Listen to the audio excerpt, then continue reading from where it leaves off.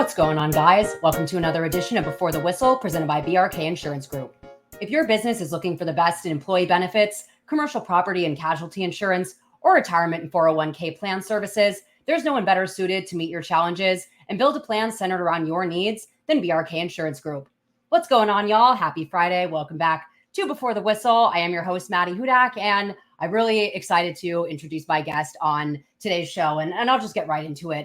Former Tulane linebacker Nick Anderson is going to be joining me today to talk about his journey from really the start of his life to Jones Community College, Tulane, and all of that jazz, all the way on to the NFL, where I had written a few pieces on him last season, and he was just always the heart and soul of that turnaround to me, of the greatest single season turnaround in college football history. To me, that all really lies with the leadership that is Nick Anderson. And this Cotton Bowl shirt that I'm wearing today, it's really hard to think that Tulane gets there just without how incredibly present he was when he knew to step up in times like after the Southern Miss loss in that 22 year where he cut off Willie Fritz to speak to the team over him. And I'm pretty sure he's one of the only players that could do that, but it just goes to show how impactful of a guy he is. And it was just such an honor to be able to cover his NFL journey, which unfortunately ended at the end of the preseason last year when the New Orleans Saints cut down their roster and he didn't make the cut.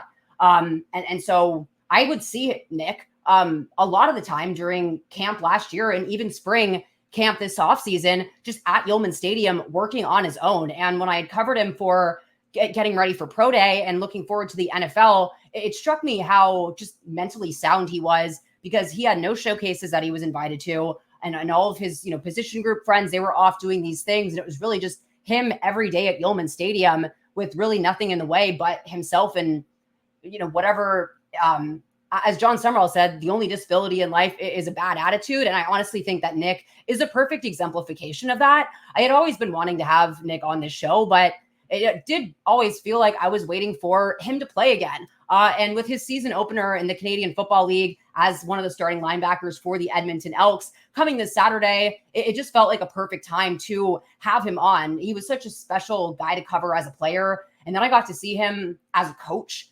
up in Annapolis for the Military Bowl. And that ended up being a lot more important to his football journey, particularly his connection with John Summerall, dating all the way back to him trying to recruit him out of Jones Junior College. It's a great conversation, and I'm just going to get into it right now. But I think it really, for guys out there, that the journey isn't necessarily linear, and there are bumps in the way, and they might find it hard to see the point or see the light at the end of the tunnel. I don't think there's any better medicine from that than Nick Anderson. It's easy to hear a promo in the middle of a podcast and think, of course they like the product, they're paid to. Well, if you know me at all, then you know two things. One, I'm truthful, almost to a fault. And two, if I were in it for the money, I would certainly be doing something else. So believe me when I say that I love Blue Oak Barbecue.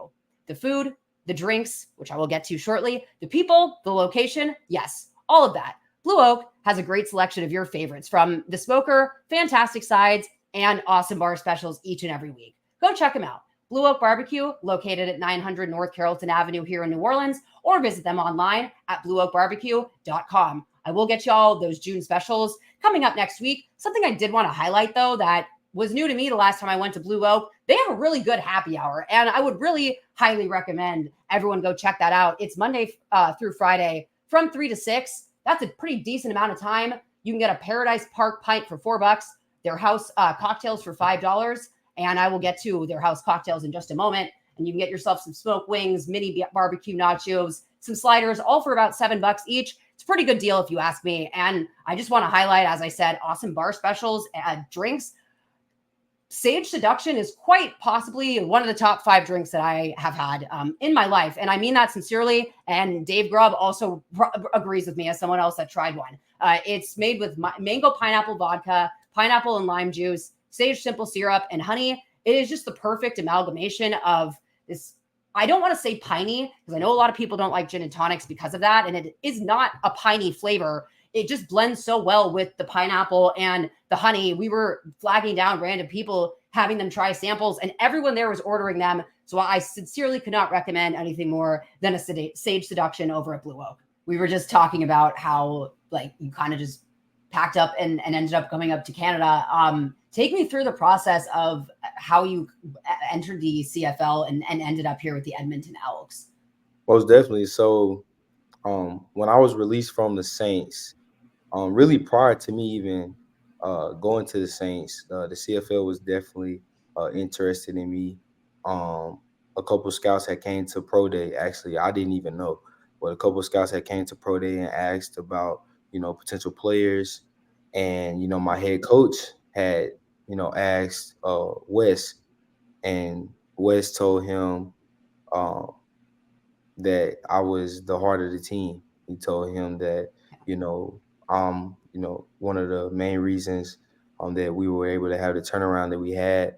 And my head coach said from then on, he didn't really need to look at any more film after hearing uh, Wes and Coach Fritz talked so highly about my character. He was like, that's definitely something that he wanted to be a part of his organization. And so fast forward, I went to the Saints. I spent my time with the Saints, and then after leaving the Saints, I want to say the very next week, one of the scouts for the Elks at the time called and asked me did I want to come play. He was like, one of our linebackers just got banged up. We have an open position right now that needs to be filled if you want to come and play ball. But during the time, even though I was released from the Saints, I still was under contract. So I was like, okay, I'm waiting to see if I'm gonna get, picked up on practice squad this early in the season. I'm trying to see if another team is gonna call. And so I kind of always had it in my back pocket. And then once November came around, Coach Jones came down, which is the head coach up here. He came and visited with me in Jackson, Mississippi. He drove all the way down and wanted to meet me, wanted to put a face to the name, and really just sat down. We had dinner, and even at that time, I was still like, okay, well, the CFL, is a great opportunity. It seems great, but right now, that's literally, that's gonna be it. That's gonna be my last plan if I have to go that route. And so, talking to my agent through December and January, we were looking at the UFL. And the UFL, I talked to a couple coaches there. A couple of my former coaches had a lot of connections there. And they ended up doing the merger. And with the merger, they ended up deleting 8 teams from the merger. They kept 8 teams and deleted 8 teams. And out of the 8 teams that they kept, those teams had already established really a roster of guys that they had the year prior. And then with the draft pool, they didn't allow any current rookies to enter the draft pool. And so it was kind of like, yeah, they no, there literally wasn't any spots. And so Yeah. I waited around for that league and nothing really bounced. And then Coach Jones ended up coming down for the HBCU Legacy Bowl. And me and him just had a conversation. And he was just telling me like, this is a grand opportunity. This isn't, some league that doesn't have a historic background. It's somewhere where you can really come, get evaluated, get some film, and help us while we help you get to where you really want to get to. And he just was really patient with me during the whole process. He wasn't, blowing on my phone every day, but he was like, whenever, you decide to make that choice to, come put some pass on again, just let me know. And me and him just he was just a straightforward coach. He was just genuine, and he just reminded me of the coaches that I had when it was time for me to go to Jones. Me going to Jones and going to junior college, that's something that I did not want to do at all. But just knowing the genuineness of the coaching staff that I was gonna walk into allowed me to go to Jones and do what I had to do to get to Tulane. And so I really just looked at it like, okay, I got a staff up in the CFL with Edmonton that really is showing genuine interest. I know that they're gonna have my best interest at heart, regardless of it being a business. And I just, at the end of the day, I was like, okay, I got to take this opportunity to get back in pads. I was gonna say for I wrote that article on you, but so much of what you were saying really reminded me of that conversation where you did end up going to Jones Community College, but also Willie Fritz being that first coach to drive up and see you play and really take that time and sit with you, I believe, in your home as well. And so it really just is meaningful, to know that they, Wes and your coach for the CFL back at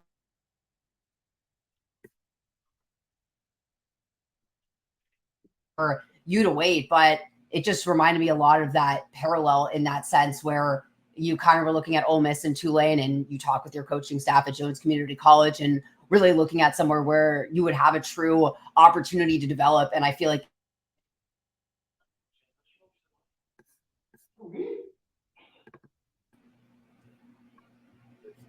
um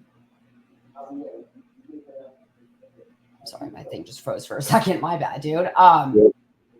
But just to kind of go off of that, I think again, you're just the perfect example of someone that has never really given up on their dreams. But this was it was a long time, and I guess really not that long. I didn't realize how long you were kind of being courted by them. So all the times I would see you at Yeoman when you were working out, were you working out really with a specific goal in mind, or when did your mentality kind of change over to really being with the CFL? Was it kind of that HBCU Legacy Bowl that just kind of put it over the top? Just overall, once I got waived by the Saints, I immediately started training the next day. And my whole mental process through that training was just like, you're going to get another opportunity. You're going to get another opportunity. You're going to get another opportunity. And it just really went back to, some of the things that, Coach McCleskey and Coach Hemp really told us our last year at Tulane. And I remember Coach Hemp sitting us down and saying, it's better to never get an opportunity and you were prepared for it than to get your opportunity and you not be prepared. And he also said, you know, the worst pain that you can ever live with is the pain of regret. And so just knowing that I was able to play in that last preseason game with the Saints, I was able to, you know, be number one and number two in tackles after only playing a quarter. I was like, man, I could play professional football. Like, there's no doubt in my skill set. There's no doubt in my abilities that I can play on this level. It's just about, timing and opportunity. And that's just one of the things that you come to learn when it comes to the NFL and just pro football in general. Is all about being at the right place at the right time in the right scheme with the right people. And so I really just, just kept working each day. And it was hard. I'm not going to lie. It was hard, showing up each day by myself a lot of days and just working out on my own or getting workouts from Coach Hester. And then even when Coach Hester left, getting cool with the staff that's there. And they did a great job of welcoming me with open arms, even though they're not being my team. They allowed me to come in, work with them each and every day. I was able to get cool with Coach Summerall, Coach Rusty, and Nick, the assistant strength coaches. And I just worked out diligently each and every day, knowing that opportunity was going to come, and also knowing that this opportunity was in my back pocket, and knowing that, regardless, when it came down to it, it was going to be UFL or CFL. And, when the UFL didn't pop, it was like, okay, CFL is all I got. Let's go do it. And let's, sign these papers and get it done. And once I signed the papers in March, it was like, okay, you're a month and a half out. Let's really grind, cut it on some more. And I got with the coaches, strength coaches that they have now. They got me on a good plan, good regimen, and I really just doubled up and got ready and came here and balled. Actually, I remember you telling me that quote from Coach Hampton about preparation just the last time we talked, and I just think it's really just to highlight again. It reminds me a lot of your journey to Pro Day, where you weren't invited to these showcases, and we talked about it. A lot of it was just you and at the time Kurt Hester, but really just showing up every day, really just for yourself and working towards kind of this one goal off in the future. And I just remember being so impressed by your ability to focus and do that. But that was for a guaranteed day, and this was for something that you knew was kind of in your back pocket, but ultimately not necessarily guaranteed to come. And I think there's a reason that, again, Wes brought up the turnaround and how you were really the heart of that team, because I think it just speaks to the way that you are as a player and a person. But do you feel like going through all of that adversity at Tulane and all of the things that you guys went through as brothers really kind of prepared you for having to be on your own, as weird as that sounds? Most definitely, just knowing the bumps, bruises, the holes in the road, the bumps in the road that I've been through on my entire football journey, it just makes sense to be at this level now and having to go a little different route than what I thought I was going to be able to go, because that's been the reality my whole journey. I told someone that was, talking to me and asked me how I felt about the Saints and how I felt about the situation. And I told them, I said, honestly, now that I've matured past the situation and been able to really look back at it, it wouldn't have made sense for me to make the roster off top because my whole journey has been twisty turny. It's been up, it's been down, it's been the front doors closed, let's find a back window to go through. It's just been that type of story for me my whole life. So the fact that I didn't make the roster, I didn't have this, grand Cinderella story the first time around, it really showed me that, okay, God has something in store. I just got to put my head down and keep working hard for it. And so that's really just, the way I've looked at things, coming up here and playing as a new opportunity. It's been something that I've embraced. A lot of times guys, have to go and play in these different leagues and, they try to like shadow it and they try to, not be as proud of it. But I'm proud to be, a Canadian right now. I'm proud to be somebody that has the opportunity to play in the CFL because I've been through training camp. I've seen the talent that has come up here and not been able to stick around, especially with the requirements of keeping a certain amount of Canadian players and things like that as such. But to know that I was able to come up here, show my talents, to just, show myself that I still got it, I still can play on the top level. It really just, shows the how much of a blessing it is and how much that determination, that resiliency to show up every day and keep chasing my dreams, that everything unfolded and is unfolding the way it's supposed to be.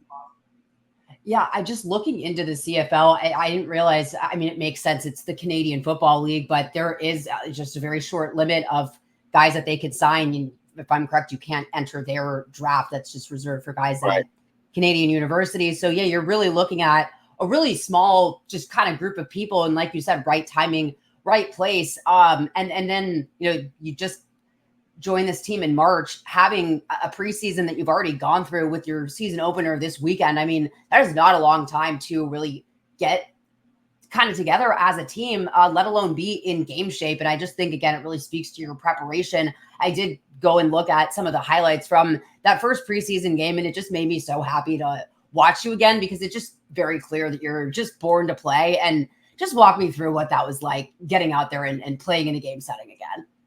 Man, it was amazing. Um, just walking on the field, I remember telling one of the other linebackers, like, man, I get to play football again. And it was just emotional. I remember, thanking my defense coordinator, thanking my head coach just for the opportunity. Like, I almost had tears in my eyes in pregame because I'm like, man, I know what it's like to be at the house. I know what it's like to really not know if you'll ever get to put on pass again. And my whole mentality going out there and playing in that game was like, man, I know what it's like to go out here and play your last game and feel like, man, that couldn't have been the last one. So I'm gonna go out here and regardless of if this is my last one or not, I'm gonna give it everything that I have. And this is what I did. I just went out there and just had fun and I was able to really just play loosely. And through this whole training camp, through this whole preseason, I've just been playing with extreme confidence because I've literally just been playing like I have nothing to lose, and because I don't. I've hit that rock bottom of being cut and being told like, you're done playing for God knows how long. And so I know that, I don't have control over the people that make those decisions. So the only thing that I can do is every time I'm granted the opportunity to go out there and play the game one more time is to take advantage of it. And so that's really was the emotional thing going and playing against SAS in that first preseason game. Like, man, forget the score, forget the wins and losses. I get the opportunity to do something that I love to do and that other people would love to be in my shoes. Let's go take advantage of it. And that's just been my whole mentality since coming up here. Like every day I get to practice, every day I get to put my shoulder pads on, just knowing that, it's a day closer to me never being able to do it again. Let's take advantage of doing it right now.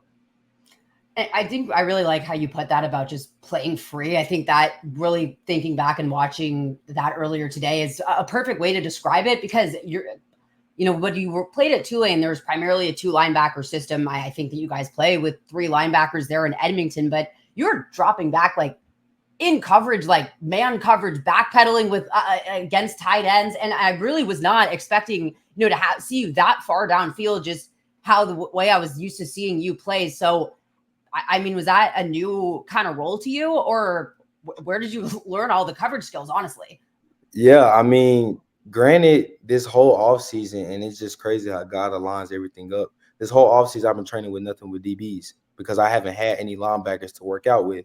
So I've been training with Macon Clark. I've been training with Larry Brooks, and I've been training with guys that have been playing in the back end.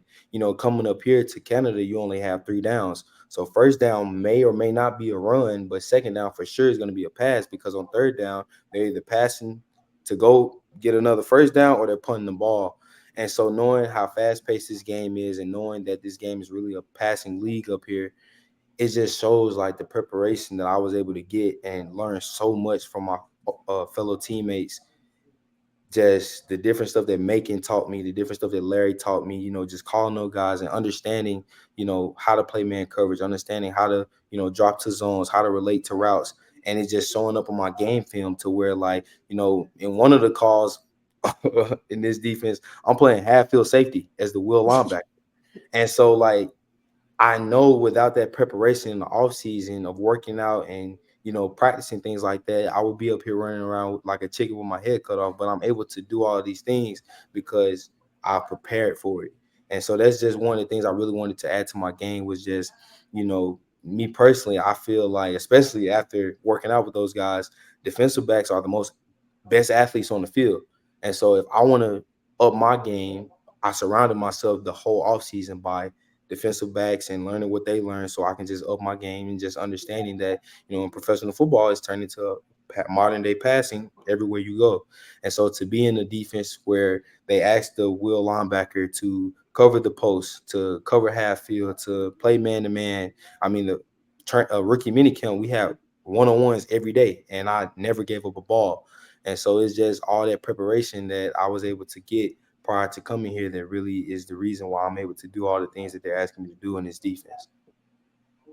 That is incredible because one of my questions was, I mean, you're actually doing a straight backpedal like a defensive back is doing. And I was going to ask if you went and specifically sought some of that footwork out, just learning that position in the scouting academy. So much of it just has to do with taking an extra step and how you're turning your hips and remaining in phase and not taking that extra step one way or the other. And it looked like you were so natural doing it. And that's what was so just fun to watch. It reminded me a lot of seeing Dorian Williams at the Senior Bowl when they were dropping him a lot in coverage situations. And just, it's a really good point where, especially if you're looking at your dream to, maybe get back to the NFL one day, you do have to be able to cover as a linebacker and to see you legitimately, like you said, dropping back like a safety. But I also just feel like it takes a certain mentality to switch really to just kind of being that flighty and agile in coverage, but you still were up there against the run. And once I saw you just take a running back down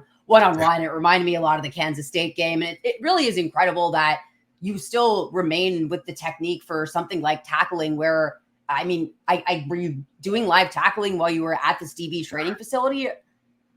I really not. But like I told, I was telling my little brother because he's a rising senior in high school and he was just asking me about tackling and techniques. And I told him, really, tackling just comes down to mentality. Get the man on the ground. Literally, if I was a coach, I would tell my guys, get however you got to get them on the ground between the rules of the game, get them on the ground. And that's really how I approach tackling, just mentality. Like, mano a mano, me versus you. I got to get you on the ground, so I'm going to do it. Now, granted, there are certain, techniques that are, fundamentally based to defeat a stiff arm or to, close space and things like that. And I work those techniques, but, you really don't get to work live tackling until you're in the game. And so, just having the mentality like, man, I got to get this guy on the ground as fast as I can. That's just really what it comes down to.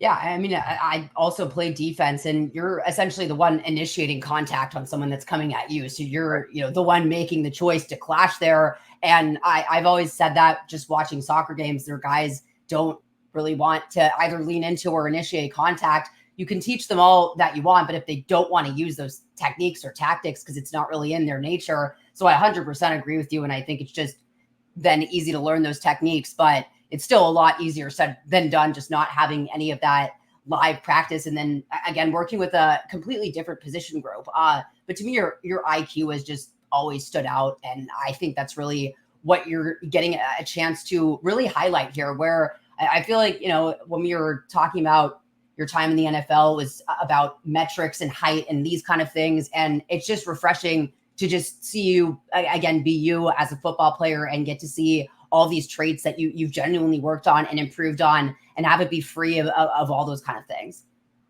Right, most definitely. I mean, even just coming up here, just I've never had to. When I got here, they didn't put me up against the wall and say, "Okay, let's see how tall you are. I put you on a scale. Let's see how much you weigh." It was like, "You're a baller. You're a football player. Let's go to the field. Let's see what you can do." And so that also played a role in me just being comfortable here because I'm like, man, I'm being evaluated based off how I can play football, not how much I can grow or how much I weigh or all this other stuff. I'm being evaluated based on my talent level.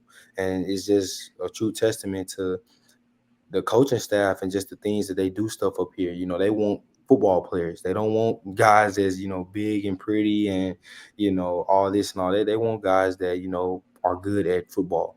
And so that's why I'm just, blessed to be in this position to just go and play so freely. And I feel like that's the biggest, difference between now and when I was in training camp with the Saints.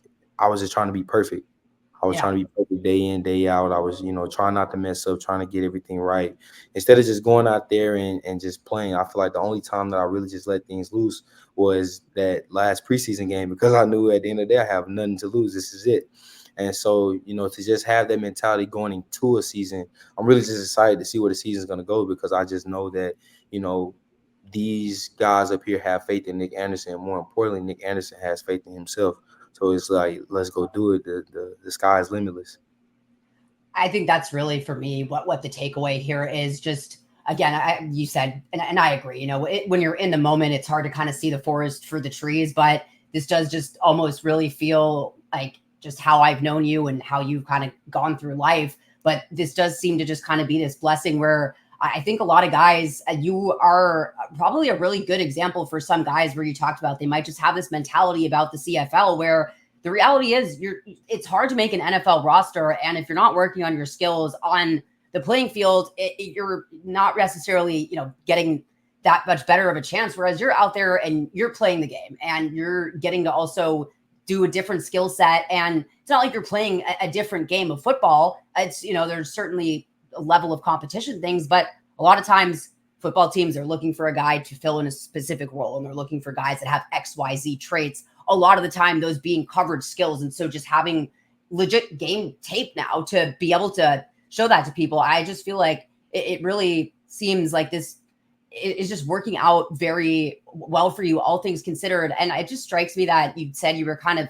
thinking about all of this. And I just continue to think back to the fact that you came up to Annapolis with us for Tulane and served as the linebackers coach. How did that kind of feel?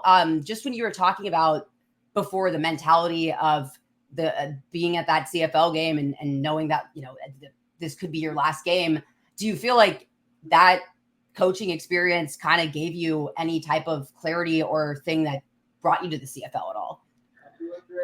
Me being able to go and coach in that game, I just want to thank the staff at Tulane, Coach Nagel, um, just everybody that allowed me to do that because I really feel like that really pushed me to say, okay, you got to get back on the field again. Because prior to that, I really was in a gray area to where, I was looking at my career and saying, I've accomplished a lot. You know, is this really the end? I mean, it was December and the NFL season was winding down. I hadn't heard anything from anybody. So I really was at that crossroad, like, okay, man, we're gonna keep chasing glory or we're gonna hang it up. And being able to go and, be with the guys, be with my former teammates and just see that team setting again and being around guys in the locker room and having fun and playing and also just talking football amongst the coaches and just watching those guys fly around. It was like, man, I gotta keep working. I gotta keep chasing it because I just yeah, that love and desire and that fire as a player is still in me, and I gotta ignite it because I know once it's gone, it's gone. And I remember, talking to Coach Summerall, and meeting him up there and crazy thing is he was the linebacker coach that recruited me at Ole Miss. Oh wow, that what a full circle. Is Full that's circle. crazy. Oh And my god. so he was a linebacker coach at Ole Miss, and then he left and went to Kentucky at the end of that season. So really just talking to him and him just sitting down and asking me, and I remember him asking me, he was like, "Man, you want to get into this coaching thing?" And I hesitated. He said, "You still a player?" And I'm sitting there like, man, like coaching was fun, but he just knew. He just knew. Yeah. Coach Summerall knew, and he told me, he was like, man, go play, go play. Like I would love to have you on staff, but go play ball. You can go play ball. And, the conversation that I had with him, being at Tulane and just, even though he wasn't even my coach, me and him sat down and we talked. And even when Coach Jones came for the HBCU Legacy Bowl, me, him, and Coach Summerall, sat there and talked. And Coach Summerall raved about my character because I guess he had a team meeting and he asked, the guys to, talk about, somebody that was really influential and a good leader. And he was like, half the team talked about me, and I wasn't even on the team the past season. And so, he echoed that to Coach Jones. And even after the conversation, Coach Summerall was like, man, take that opportunity, go play ball. You can still ball. You're a ball player. Like I've known that since you were in junior college. And, just really, give him a shout out to just being like just a genuine guy, man. The program's in really good hands up under him, and really just thankful for, everybody that continued to push me even when I was close to giving up on myself. But just continue to, motivate me. And, without them, I probably wouldn't be sitting here talking about my CFL experience right now. I mean that's incredible. I had really no idea, but I just a lot of guys that really don't know John Summerall that well. He really just has taken on this program and the heart and soul of it. But that team meeting where half of them brought you up, I was gonna say, not only were you immediately very good and natural at coaching, but that was kind of after we had gone through this emotional Right. period of Willie Fritz leaving, and there really kind of being what's the future here. And honestly, there could not have been a better time, I think, for your energy and your heart of the team to really come back here. But I think too, just John Summerall, he's just such a player's coach guy. He was a former linebacker, and they Yeah. probably asked you to come coach with kind of that thinking in mind. It's either going to push him into coaching or it's going to push him into playing. But I tend to think that the people, when you're in a good program and you really see really just this legacy now of everything you guys talked about, everything you talked about with Willie Fritz when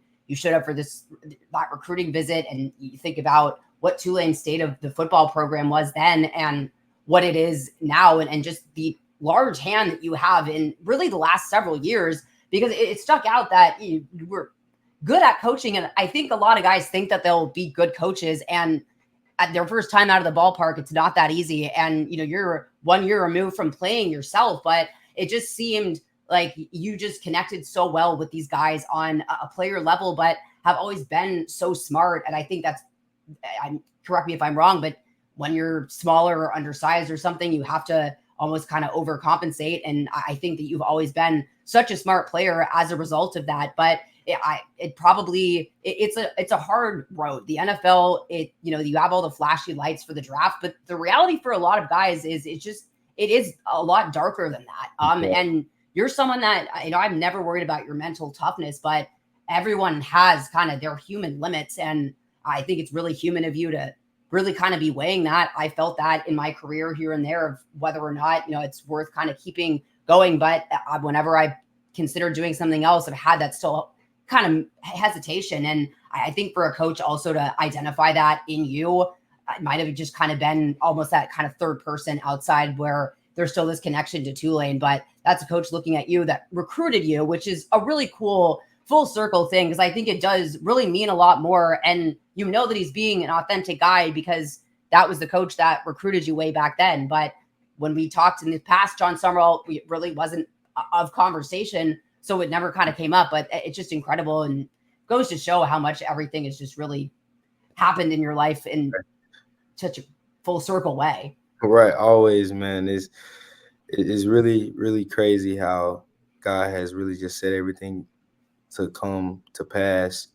And at the end of the day, it's just about trusting him. It's just about, understanding that regardless of what's in front of you, regardless of what you may see today, just know that he's in charge of tomorrow and the day after that. And knowing that if you continue to lean on him and guide him and not really worry about everything and put it in his hands, that he's always going to put you exactly where you need to be.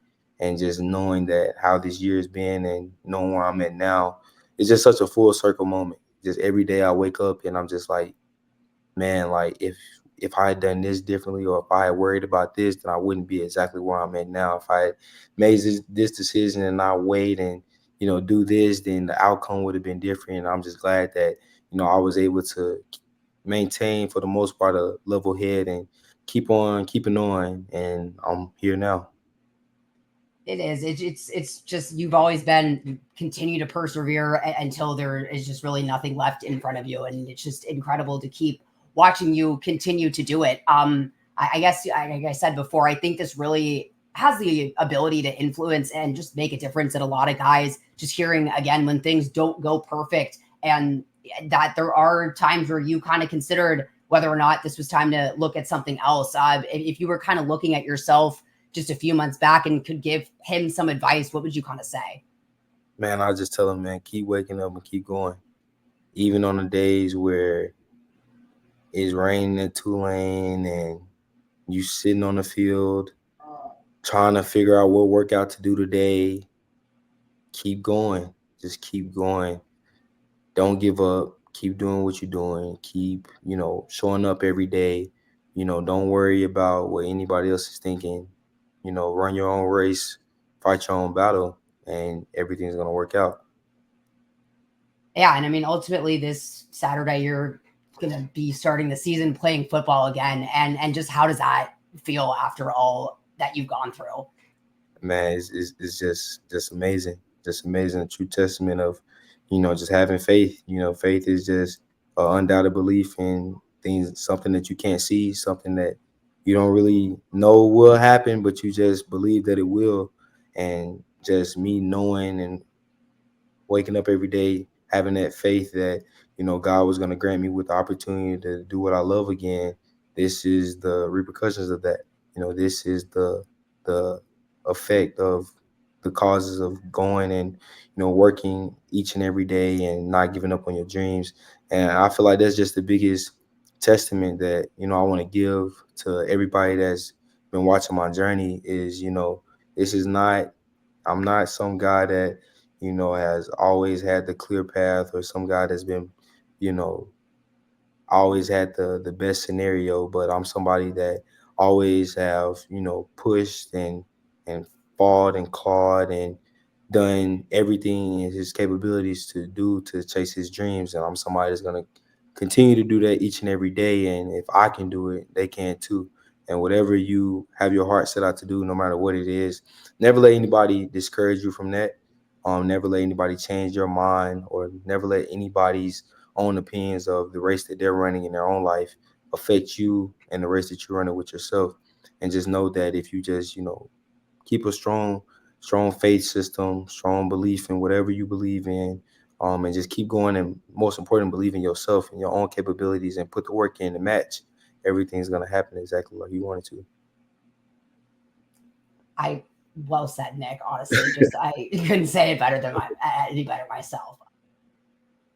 Feel like that's hard to follow up. I just can't say enough great things about Nick and just the way that that conversation went. I don't even want to call it an interview just because, we're so, I know him so well at this point. I've seen so many trials and tribulations that he's gone through over the last couple of years, and it's really been nothing short of inspiring. And I could feel that same type of inspirational feeling just listening to him talk, about the rough times. I think it's just as important, if not more, to highlight when things don't go well necessarily. There's this kind of just media circus that comes around the draft and these guys' next steps and who gets bounced around from which practice squad to another. But when the guys are living that on the other side of things, it's just not that much of a Cinderella story. And to see someone like Nick, who I think is probably the most mentally tough football player, if not top people that I've come across, really start to consider whether or not this was kind of it for him.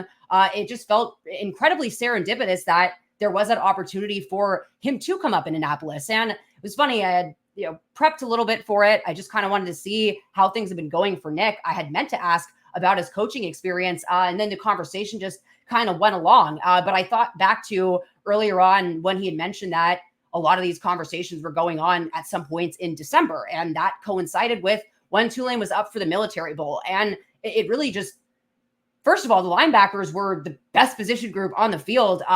Tyler Grubbs had one of the 2 touchdowns on the day, but just to see him work in a practice setting as well.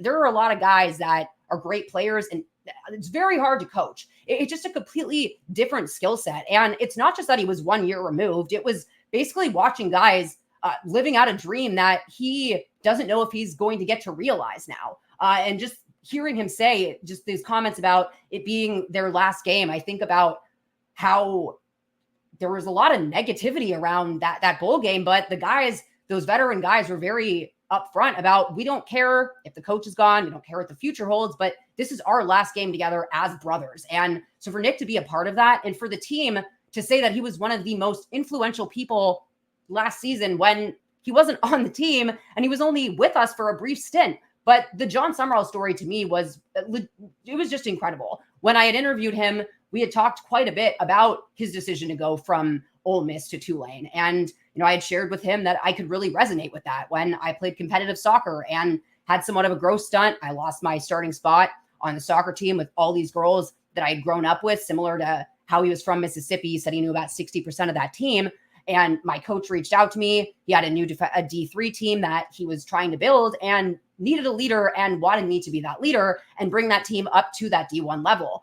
So I knew I would be getting back to it, but it was just the idea of having to take that step back and someone else, I guess, saying that I wasn't good enough to do so. But what he saw in me was my potential as a leader and how much better I was able to become a player and grow into my own when I had that freedom and that ability to lead. And I just saw so much of that in the conversation that I had with Nick back before the draft when we were talking about this decision. It just makes it feel entirely different with the context that John Summerall, the current Tulane coach, what are the odds? Was the linebacker coach at Ole Miss that was trying to recruit him versus Willie Fritz back then. So, I mean, quite honestly, as much as we had talked about Ole Miss, he probably would have just been one of the guys. They were going to pick someone over him. Maybe not if it was John Summerall, to be honest, because if I've seen anything, especially with these guys that aren't going to be on the team next year, the connection that John Summerall has with them, and to go out of his way, meet with this HBCU coach, and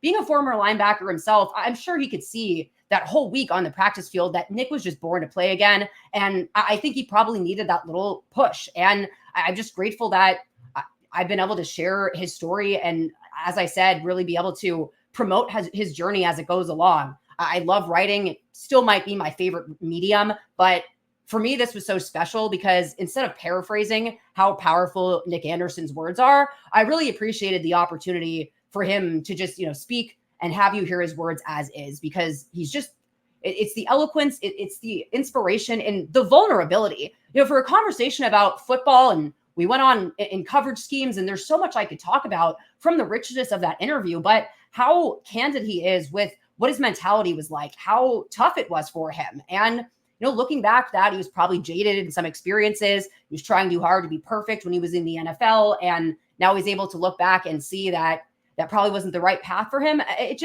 I think that this really has the opportunity to make a difference for a lot of guys, because the reality is, I'm pretty sure 0.02% of players that play college football get drafted to play in the NFL. Most guys are going to end up on a similar trajectory like Nick, especially if you have something uncontrollable like height. But what it really seemed clear was how free of any nerves, any stigmas or parameters or limitations, not that you could ever put Nick Anderson in a box, but I just feel like he has that ability to really be free and be himself in the Canadian Football League. And I'll link the highlights. It's worth going to watch. And let me hold that thought because I would like to get the broadcast information for his game.